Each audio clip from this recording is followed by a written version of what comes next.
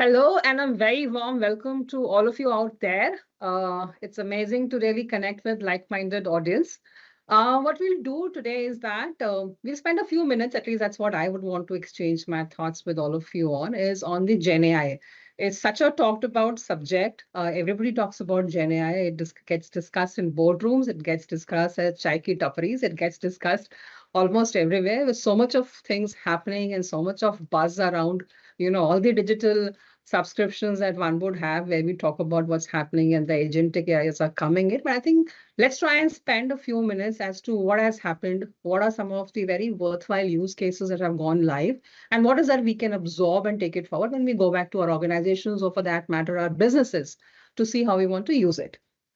Now, if one was to really look at and summarize, right, there are multiple use cases. I don't want to go by instances really, but if you categorize the GenAI use cases into where we have been able to successfully deploy, and I'm not just talking about any one particular industry, across the globe, right, across the industries, 4, 5 key categories where we have successfully deployed GenAI use cases are around the concept where we are saying we are summarizing information, right?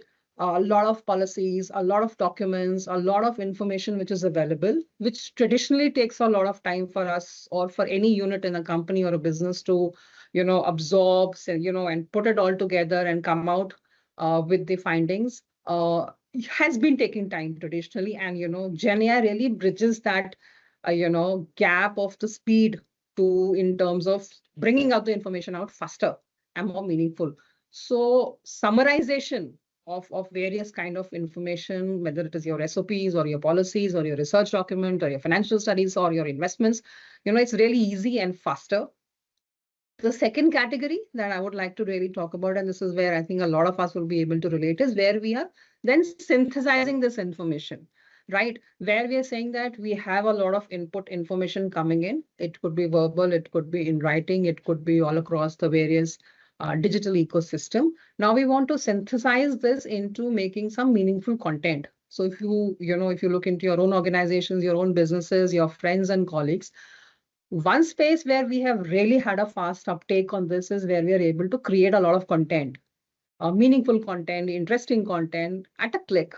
And that is one use case, which is, I think, one of the first use cases which organizations are willing to experiment because you are, at a much easier level of in terms of your data management and security कि हम क्या चीज इस पे deploy कर रहे हैं. So the initial fears which the management may have is not there.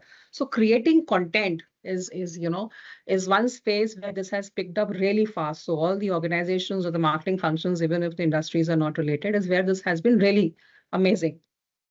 The third piece where I feel this has really picked up is where we are able to have a dialogue, because the backend information or your rules or your engines or everything else, and I'm more specific in BFSI, right, where you have certain norms and grids to follow, all of this can be coded and your interaction with the customer is possible anytime and for anything. I think that's one space where GenAI brings in that edge where a to and a fro or a question and an answer or a query and its resolve has been speeded up, has been made smarter, has been made much familiar and not really robotic. And gives us that flexibility to be able to take it forward wherever we have interfaces. The last is, of course, on your part, on your natural language processing, right? And the ability to translate and use that particular natural language processing into giving an output, which the end objective may require for becomes easy, right? Now, take a scenario, right? If somebody is requesting for a specific cohort on a particular segment on, let's say, a bank's data, right? Typically, it will go as a request and it will flow to the given BI team, and they will extract and then they will pull it out and share it back, and it will have its own TAT and understanding of definitions, etc. But this is something, as a use case, if I can just type, right, just the way I type when I'm trying to search something on any search engine, right, whether it's Google or anything else, you just type and you get your answers, right? It's as easy as that today to get your business insights, with these kind of techniques which are available, and that is making life so much more simpler. So So these are broadly, according to my opinion, the four broad categories where the current use cases have been deployed. They have been deployed across, of course, banking. They have been deployed at insurance. They have been deployed across the travel sites. They have been across a lot of such marketing and aggregators who are leveraging this to meet their end objectives. And I think one of the biggest things which it gives as a flexibility is also the fact that some of these processes therefore can run 24/7, right? Otherwise, in that sense, you will have a traditional customer service or a distribution helpline or somebody others trying to respond or reach out, or we had those initial chats sessions that are available. But this kind of to and fro is possible anytime, and that's something which really brings in a lot of efficiencies. Uh, Now, what is it for the businesses? What is it in it for the organizations? And because anything that you may want to do in the space of AI, analytics, and now Gen AI or agentic AI, right? It has to translate into an end value, right? An end benefit value or a value add. It is measured and it has to be measured in terms of the end quantifiable benefit it brings to the organization to invest in something like this, right? So if you want to look at some of the end benefits which we can table and they have been tabled, is of course the first is on when you are really enhancing your experience, right? Your NPS, your CSAT scores would improve tremendously. And therefore, one of the benchmarks or KPIs or KRAs, whatever organizations may call it, is really enhancing this because you're reducing your processing time, you're reducing your response time, you're making it faster, you're making it available 24/7, and therefore your NPS and CSAT scores go up. I think the second use case which it really brings in is the efficiency time, right? The speed at which the processing can happen, of course, and with the kind of computing technologies which are available today, uh, efficiencies increase, right? You may need lesser people to do the same job, or you may need no people to do the same job, and they can be deployed or repurposed to do something else, as well as the speed at which these things happen. So a lot of efficiencies come in. And I think the third and most important thing is the fact that it is available any time of the day or the month or the year. And that is something which is a delight.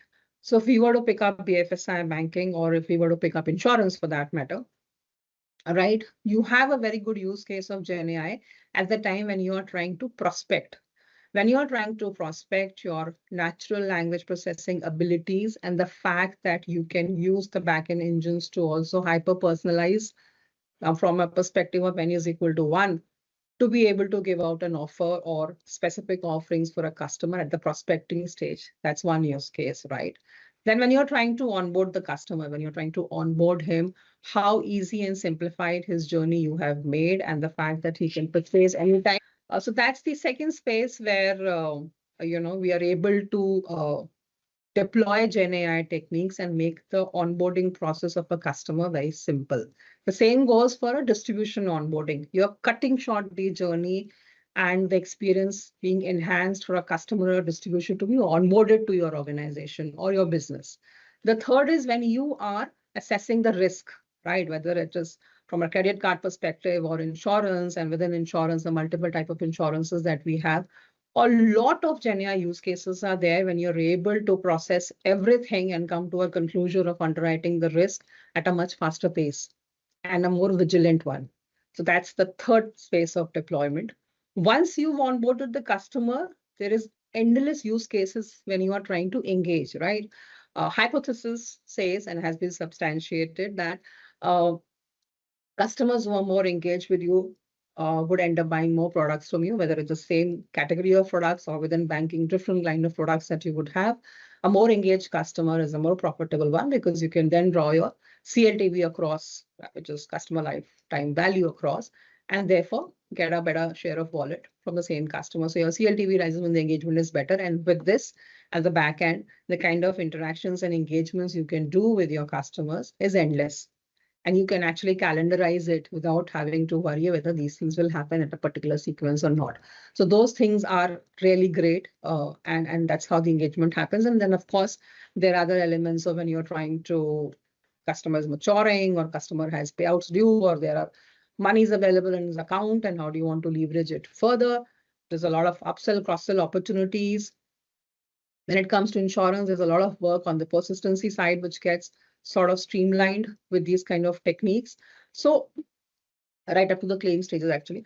So if you look at the entire life, cycle of a customer in an insurance industry, or you were to look at from a banking perspective, with the number of line of products is really huge. It has multiple use cases at each step. What is important, and I would really want to call out this piece here, is that one has to be very careful in terms of either the quantum of the impact has to be very high, or the quality of the impact has to be very high. Any use case that we want to deploy, we should be very clear about the end objective of the particular KPI or the lever that you will move. Otherwise, what happens is that one starts experimenting, and we all love to do that when new things coming, but we're really not sure how the end impact would be, and therefore what it brings to the organization or to the business if I am an entrepreneur.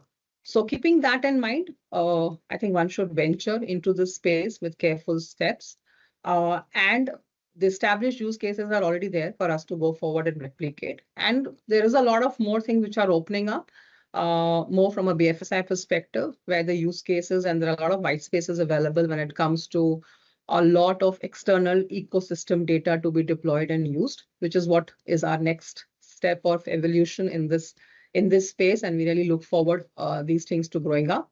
I think with that, I have busted the time that I should be talking, but happy to connect with any one of you who would want to reach out to myself. Please get in touch with the team 3IA, and I'll be really happy to interact one-on-one with anybody who's interested in having a dialogue on this. Thank you so much.